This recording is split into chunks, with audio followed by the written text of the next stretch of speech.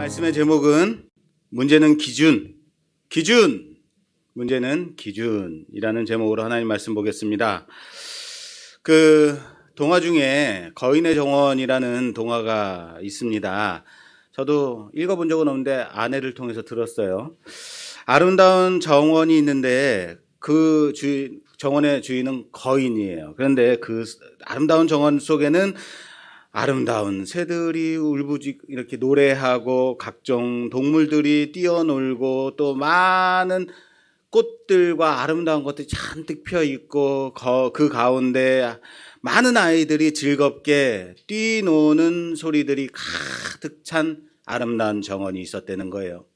그런데 그곳에 사는 거인은 아이들의 그 소리가 너무 시끄럽다고 아이들을 다 내쫓아 버렸다라는 거예요. 그랬더니 아이들을 내쫓았더니 정원이 조용해지더니 새들도 떠나가고 동물들도 떠나가고 꽃들도 시들고 그리고 아름다운 것들도 다 사라지고 그 정원은 겨울이 됐다라는 동화입니다. 그 정원의 주인인 거인은 가장 중요한 정원에 대한 기준이 뭐였냐면 나 혼자 조용히 꽃 감상하고 아름다운 정원을 만끽하는 데 있었다라는 거예요.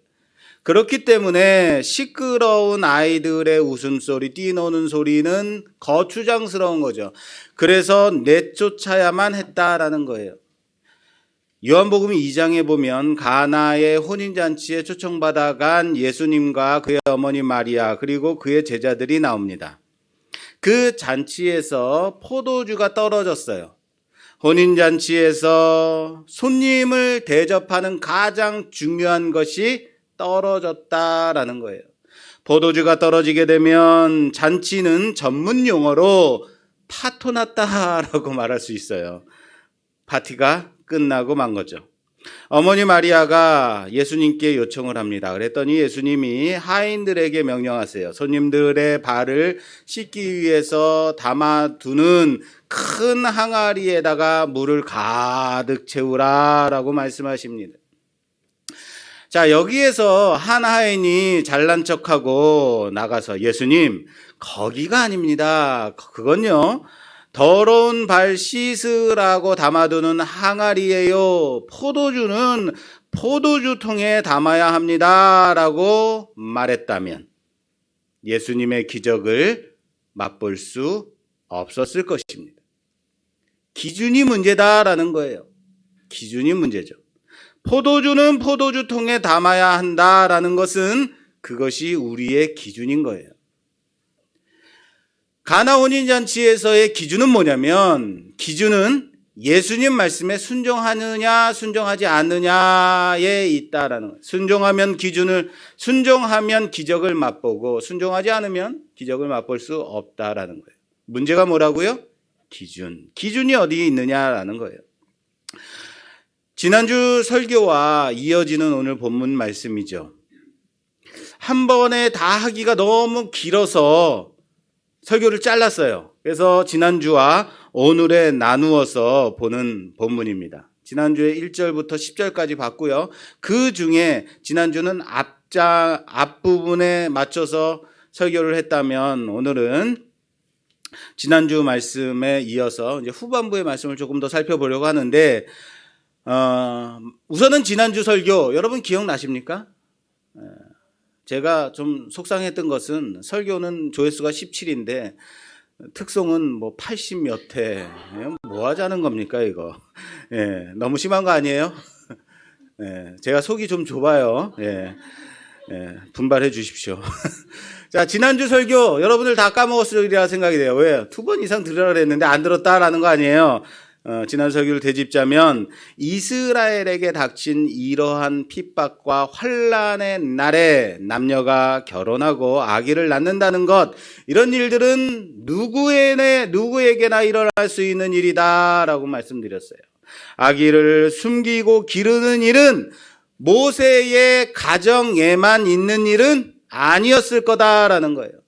누구나라도 아기의 생명을 구하기 위해서, 그 생명을 살리기 위해서 이러저러한 여러 가지 지혜를 다 해서 여러 가지 일들을 다 했을 거다라는 거예요. 부모라면, 정상적인 가정이라면.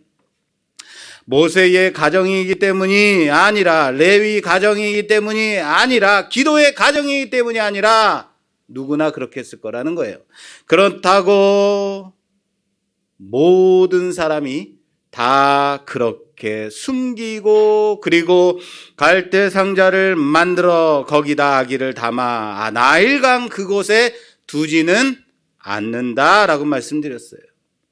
누군가는 하나님이 일하실 수 있도록, 누군가는 하나님이 일하시도록 거기다 아기를 갈대 상자에 담아 두어야 한다는 겁니다. 할렐루야. 아기를 거기다 두고 아기의 누나가 어떻게 되는지를 주목해서, 주시해서 지켜보고 있습니다. 그리고 오늘 본문 말씀입니다. 바로의 딸이 그것을 발견하고 그 아이를 봅니다. 그것을 보고 미리암이, 모세의 누나 미리암이 나아가서 당신을 위하여 히브리 유모를 데려다가 아이를 젖을 먹일까요? 라고 말을 해요. 어린 소녀에게서 나올 만한 임기응변식의 말이 아니죠. 갈대 상자를 가져다가 아기를 그 안에 담고 나일강 그 물에 둔 부모의 지혜였을 것이다 라는 거예요. 평소 바로의 딸이 그곳에서 목욕의식을 거행한다는 것을 알고 있었다라는 거예요. 물론 지나치게 의도적이고 지나치게 치밀하다라고 생각될 수 있어요. 이거 너무 인간적인 것 아닙니까? 라고 생각될 수 있어요. 아니요. 사랑하는 여러분, 하나님이 다 해주실 거야 라고 두 손 두 발 다 묶어놓고 하늘만 쳐다보면 날아가는 새가 똥을 싸고 지나갈 뿐입니다. 무슨 말인지 아시겠어요?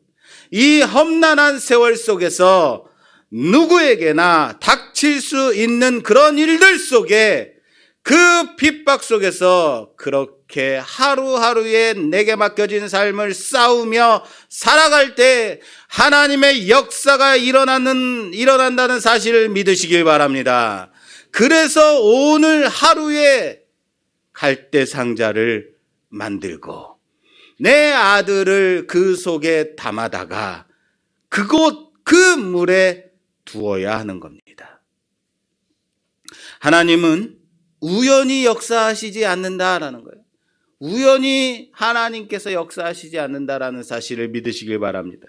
가만히 앉아 있으면 아무 일도 일어나지 않는다라는 거예요.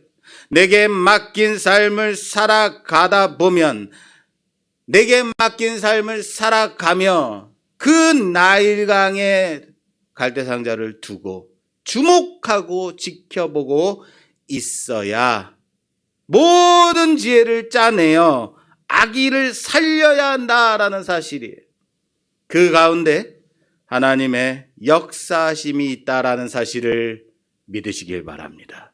하나님이 일하실 수 있는 터, 하나님이 붙들어 사용하실 수 있도록 우리의 삶 가운데 그렇게 치열하게 열심히 싸우며 살아가는 우리 모두가 되기를 주님의 이름으로 축원합니다. 약 10년 전 신문기사에 나왔던 건데 재미있어서 제가 가지고 왔습니다. 그 아랍 왕자가 프랑스 파리 근교에 있는 디즈니랜드가 있는데요. 이 디즈니랜드를 사흘 동안 20억의 전체를 다 빌렸다는 거예요. 와, 대단하지 않습니까? 지금 10년 전에 20억이니까 지금은 뭐 한 30, 뭐 더 비싸겠죠. 어쨌든 20억의 3일, 사흘을 전체를 다 빌렸다. 이 말을 들으면 여러분 어떻습니까?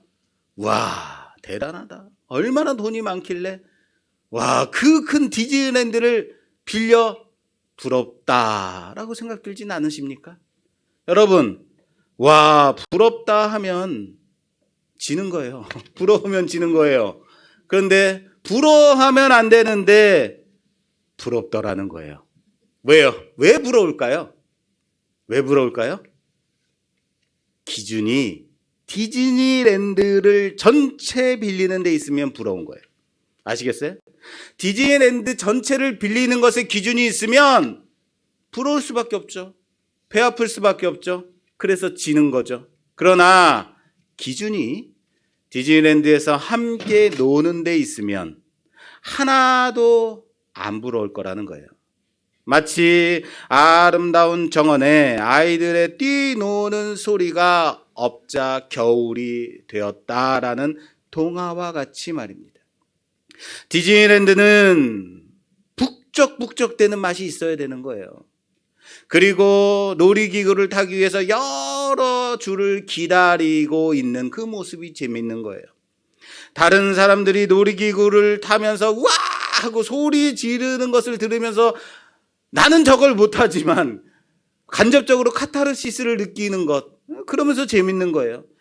가족들끼리 연인들끼리 다니면서 행복해하는 모습을 보는 것도 즐거운 거예요. 무슨 말인지 아시겠어요? 마찬가지죠. 모세의 엄마 요게벳은 자신의 아들을 애굽 공주의 유모로서 자기 아들 모세를 젖을 먹여 기르게 됩니다. 그냥 기르는 것만이 아니죠. 어떻게 길러요? 오늘 8절 9절 말씀 좀 봉독해 주시겠어요? 2장 8절 9절 말씀 보여주세요. 네. 바로의 딸이 그에게 이르되 가라 하매 그 소녀가 가서 그 아기의 어머니를 불러오니 바로의 딸이 그에게 이르되 이 아기를 데려다가 나를 위하여 젖을 먹이라. 내가 그 삭슬 주리라. 여인이 아기를 데려다가 젖을 먹이더니. 아멘. 아멘. 자, 오늘 모세의 친엄마인 이 요게벳은요, 역사상 둘도 없을 일을 맡게 되는 거죠. 뭡니까? 자기 아기를 애굽 공주의 월급을 받아가면서 자기 아들을 키우게 되는 엄마가 되는 거예요.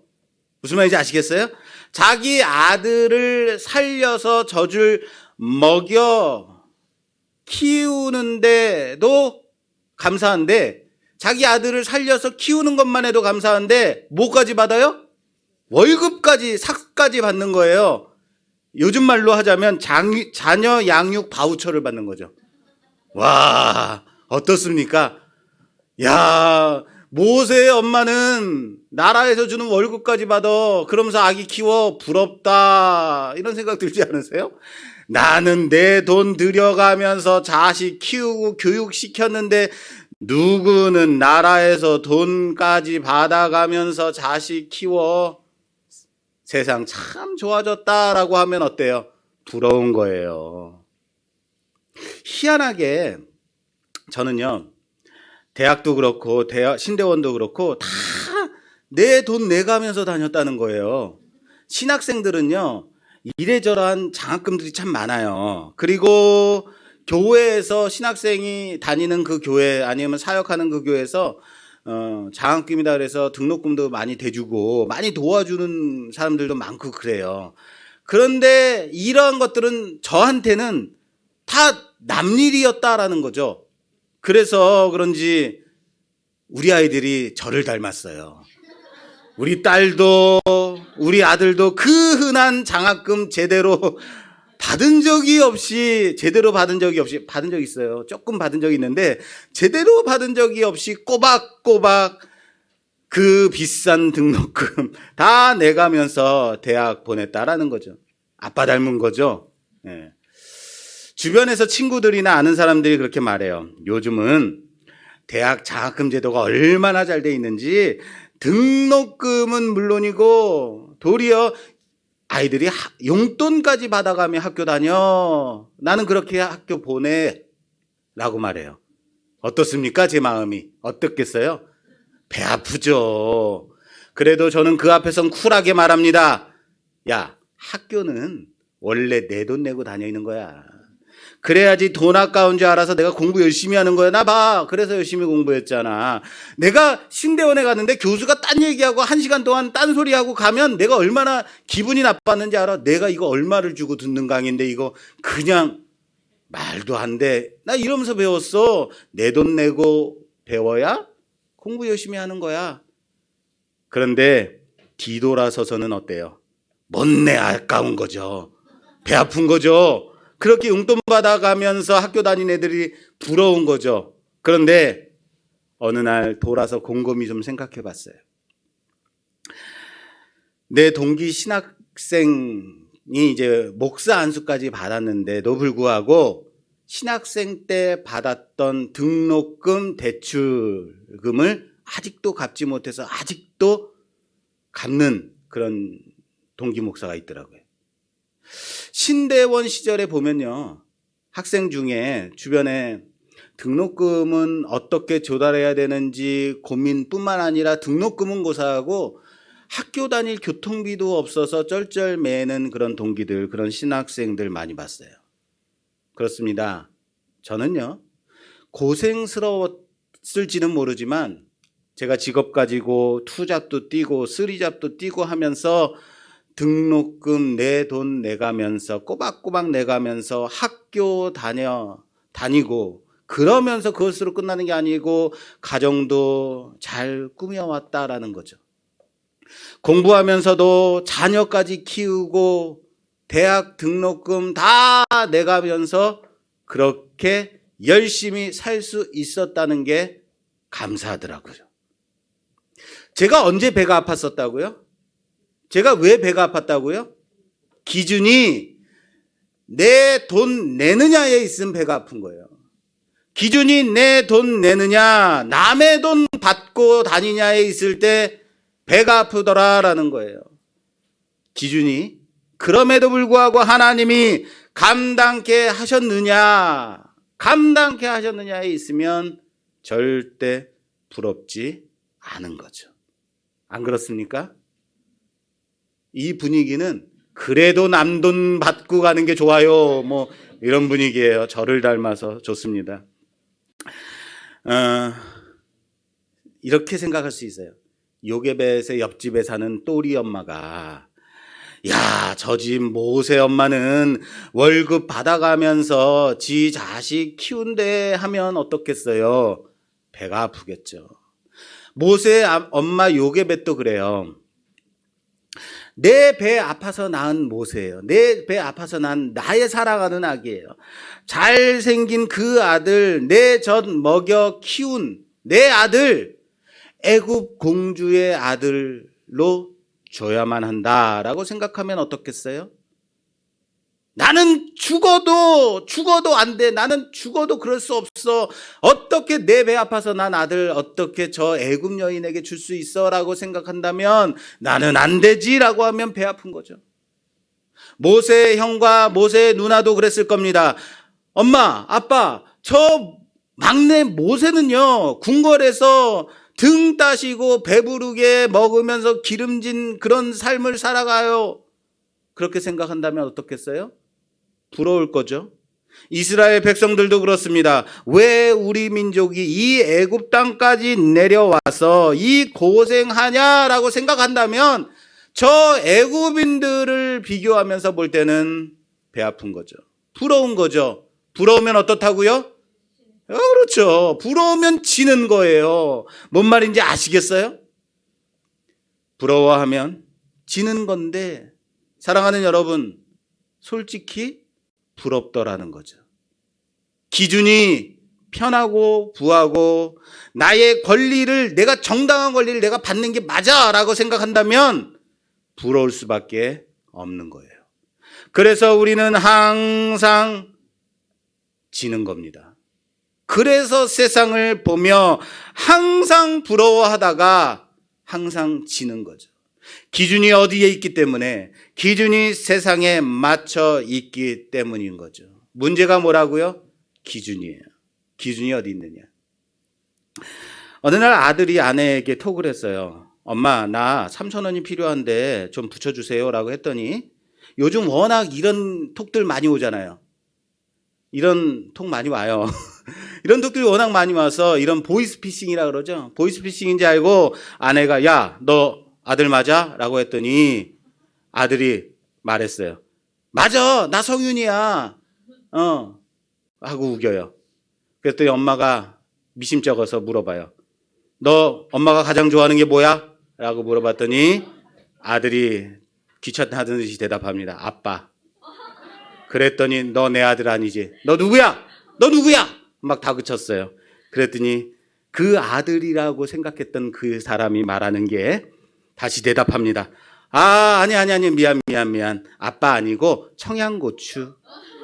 그랬더니 너 내 아들 맞구나 라고 삼촌을 붙여줬대요. 그러자 마지막으로 아들이 엄마에게 날린 농담. 아줌마 돈 벌기 쉽네요. 고마워요. 하고 끝냈다는 거예요. 재미있는 일화예요. 예. 재밌죠? 그런데 듣고 있던 나는 기분이 좀 꿀꿀한 거죠. 엄마가 가장 좋아하는 게 뭐야? 아빠. 너 내 아들 아니지? 아니. 청양고추.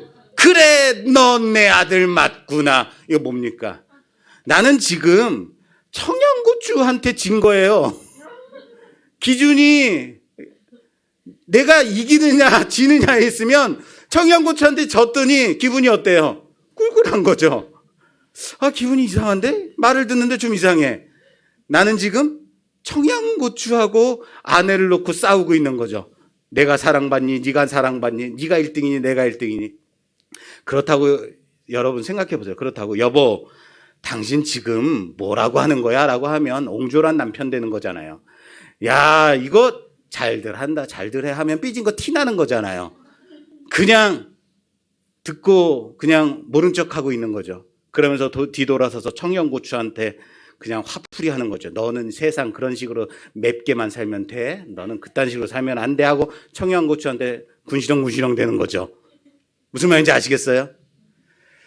자기 아들 키운 요괴벳에 대해서 월급 받고 돈 받아가며 아들 키우는데 라고 기준이 거기 있으면 다른 아기 엄마들이 어떻겠어요? 돈 받아가며 아들 키우네? 하면 부러운 거죠. 그 아들 살리기 위해 애굽 공주에게 떠나 보낸 것에 아들 살리기 위해 내 손에서 떠나 보낸 그것에 기준이 없으면 배만 아픈 거죠. 부럽기만 한 거죠. 아시겠어요? 자, 오늘 본문을 보면 갈대 상자에 들어있는 이제 모세를 발견한 애굽 공주가 이거 히브리 아기 아니야 했더니 모세의 누나가 쭈루룩 달려가서 그 공주에게 말합니다. 제가 봉독해 드릴게요. 7절. 그의 누이가 바로의 딸에게 이르되 내가 가서 당신을 위하여 히브리 여인 중에서 유모를 불러다가 이 아기에게 젖을 먹이리까. 어디에 강조되어 있는지 들으셨죠? 자, 9절도 볼게요. 제가 봉독하겠습니다. 바로의 딸이 그에게 이르되 이 아기를 데려다가 나를 위하여 젖을 먹이라. 어디에 강조했는지 아시겠죠? 미리암이 누나가 말합니다. 뭐라고요? 당신을 위하여 히브리 유모를. 공주가 말합니다. 나를 위하여 이 아이에게 젖을 먹이라. 이 아이가 누구의 아이예요? 이 아이가 누구의 동생이에요? 모세의 누나 미리암이 아니요, 얘는 내 동생인데요 라고 하면 어떻습니까? 동생 모세를 살릴 수 없습니다. 모세의 엄마가 얘는 내 자식이고 내 아들인데 왜 당신을 위하여야 합니까? 하면 아들 모세를 살릴 수 없다는 겁니다. 무슨 말인지 아시겠어요? 기준이 어디에 있느냐라는 거예요. 기준이 내 아들, 내 동생에게 있으면 아들을 죽게 한다. 아들을 살릴 수 없다라는 거예요. 기준이 살리는 데 있으면 아들에 있지 않고 내 아들에 있지 않고 내 것에 있지 않으면 기준이 살리는 데 있으면 얼마든지 당신을 위하여 할 수 있다는 거예요. 어디까지 할 수 있어요? 어디까지 할 수 있어요? 오늘 10절 말씀 봉독 좀 해주세요. 그 아기가 10절. 그 아기가 자라매 바로의 딸에게로 데려가니 그가 그의 아들이 되니라. 그가 그의 이름을 모세라 하여 이르되 이는 내가 그를 물에서 건져내었음이라 하였더라. 아멘. 아멘. 히브리 전통상 갓난아기의 젖을 떼는 나이는 3살이라고요. 3살. 3살까지 젖을 먹인다고 합니다. 그렇다는 얘기는 모세의 엄마 요게벳은 모세를 한 3년 동안은 자기 젖으로 자기 품으로 키웠을 겁니다. 다시 말하겠습니다. 모세의 엄마는 3년밖에 못 키웠다는 거예요. 3년밖에 자기의 품으로 품지 못했을 거라는 거예요. 그리고 바로의 딸에게 데려다가 주어서 그의 아들이 되게 했다라는 거예요. 그리고는 37년을 그의 아들로 자라게 됩니다. 이름도 히브리식으로 지어주지 못했습니다. 바로의 딸이 말합니다. 내가 물에서 건졌다. 모우세스라고 애굽식 이름으로 짓습니다. 아니요, 얘는요 아론의 동생이니까 아람이라고 지을 건데요. 우리 집안은 아짜 돌림이에요 라고 하면 어떻습니까? 아들을 죽이는 거예요.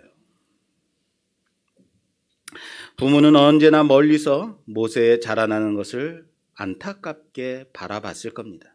그러나 감히 가까이 다가가지는 못했을 거예요. 드러내놓고 내 자식이다라 말하고 다니지 못했을 겁니다. 물론 친자 소송도 못했을 거예요. 그렇죠? 결코 친부모로서 어떠한 권리도 주장하지도 못했을 겁니다. 나중에 모세가 80세가 돼서 애굽 땅으로 다시 내려갔을 때 부모의 얘기가 나오지 않아요. 무슨 말입니까? 이미 부모는 세상에 있지 않았을 거라는 겁니다. 그러나 그럼에도 불구하고 목적이 분명했기 때문에 모세를 살릴 수 있었다라는 사실을 믿으시길 바랍니다. 문제는 뭐라고요? 기준이라고요. 그의 목숨을 살리는데 그 기준이 있었다면, 그의 목숨을 살리는데 그 목적이 있었기 때문에 내 자식으로는 버릴 수 있었던 거죠. 버렸으나 살렸다는 거예요. 성경은 오늘 이 10절에 와서야 모세라는 이름을 드러내고 있습니다. 지금까지 아무의 이름도 드러내지 않던 성경 하나님의 말씀에서 이제야 이름을 말하는데 그 이름조차도 애굽의 이름인 모세스로 짓습니다. 히브리 남자와 여자가 결혼했고 아이를 낳고 거기 두어서 살렸으나 애굽 왕의 딸이 그를 데려다가 길러 자기의 아들이 되게 했다. 그녀는 자신이 그를 물에서 건져내었다라고 해서 모세라고 이름을 짓습니다. 그런데 우리는 잘 알고 있습니다. 여기서 하나님은 그 이름을 통하여서 드러내듯이 애굽 공주를 통해 지음받은 그 이름을 가진 모세가, 그의 손에서 자라난 모세가 자신의 백성 이스라엘을 데리고 애굽에서 건져내어 가나안으로 인도하는 지도자로서 그 삶을 살 것이다 라는 것을 지난주에도 우리가 살펴봤듯이 모세이기 때문에 모세가 되었다 라고 말하지 않는다라는 거예요. 이러한 누군가 중에서 택함 입은 사람이 모세다라는 거예요. 지금도 많은 모세들이 잉태되고 길러지고 있다는 사실을 믿으시길 바랍니다. 갈대 상자에 담겨져 내 것이 아닌 하나님의 자녀로 세상 속에서 자라나고 있다는 사실을 믿으시길 바랍니다. 그들을 모세로 세워 일하도록 하자고요. 많은 모세들이 잉태되고 많은 모세들이 내 손에서 하나님 손으로 전달되어져 하나님 손에 붙들려 모세로 살아갈 수 있도록, 모세로 세워질 수 있도록 내 것을 내려놓는 우리가 되기를 주님의 이름으로 부탁합니다. 모세라서 특별한 것이 아니라고요. 하나님이 택하셨기 때문에 특별해진 거다라는 거예요. 문제는 뭐라고요? 기준이라고요. 모세라는 이름의 기준이 있으면 모든 것이 다 모세 중심으로 보이게 되는 거예요. 모세니까 레위 가문에서 태어난 기도로 그렇게 기르고, 모세니까 갈대 사이에 놓았음에도 불구하고 애굽 공주의 손에 길리워지고, 모세니까 기준이 어디에 있기 때문에 모세를 중심으로 본다고요? 기준이 모세를 중심으로 두면요. 기준이 문제라고요. 하나님께로 그 기준을 가져오는 우리가 되기를 주님의 이름으로 부탁합니다. 기준은 누구라고요? 하나님께 두라고요. 누구라도 하나님 손에 붙잡히면, 어떤 상황 속에서라도 하나님 손에 붙잡히면, 어떤 형편에 있다 하더라도 하나님께 하나님 손에 붙들려 쓰임 받으면 모세라는 거예요. 그 모세가 하나님의 기준으로 보면 바로 우리라는 사실을, 여러분들이라는 사실을, 우리의 자녀들이라는 사실을 믿으시기 바랍니다. 바로 우리 교회인 거죠. 세상의 기준으로 세상 부러워하지 마십시오. 왜 부러워한다고요? 기준을 세상에 두고 있기 때문에 그렇습니다.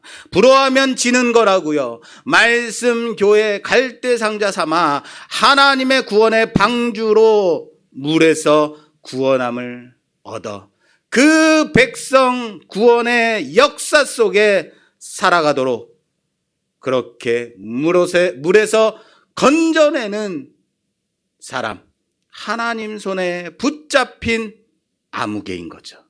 그런 아무개로 붙잡힌, 붙들린 우리가 바로 하나님 손에 붙들린 자로 살아가는 우리가 되기를 주님의 이름으로 축원합니다. 문제는 기준에 있습니다. 세상의 기준으로 교회를 보게 되면 항상 우리가 질 수밖에 없어요. 기준이 세상에 가 있으니까요. 저 세상에 있는 사람들은 잘 먹고 잘 살고 저렇게 펑펑 써가며 얼마나 재밌게 살아가는가 부럽다 지는 겁니다. 예수 믿는 이유가 세상에 맞춰 있으면, 세상의 기준에 맞춰 있으면 어떻게 되겠어요? 항상 부러운 거예요. 사랑하는 여러분, 점검하십시오. 세상에서 잘 되려고, 잘 먹고 잘 살려고 하면 항상 세상이 부러울 수밖에 없습니다. 예수 믿는다는 것은 많은 역설 가운데 있는 거예요. 요즘 우리들이 큐티를 통해서 마태복음을 보고 있습니다. 어떻습니까? 그 큐티 속에서 많은 역설들이 있잖아요. 죽었으나 다시 사는 것, 버렸으나 떠나 보내었으나 하나님의 구원의 도구가 되어지는 것, 기준을 하나님께 두는 우리가 되기를 주님의 이름으로 부탁합니다. 그러면 세상을 이기는 자가 된다고요. 이기는 싸움하는 자 된다고요. 이기는 자들로 살아가는 우리 모두가 되기를 주님의 이름으로 축원합니다. 하나님 편에 서서 하나님의 기준으로, 하나님의 시각으로 그렇게 살아가는 우리 모두가, 그래서 내 것을 내려놓고, 그래서 세상 가운데서 갈대상자를 오늘도 내려놓고 나의 것을 주장하지 아니하고 하나님의 구원의 역사가 이루어지기를 바라보는 우리 모두가 되기를 주님의 이름으로 축원합니다. 축원합니다.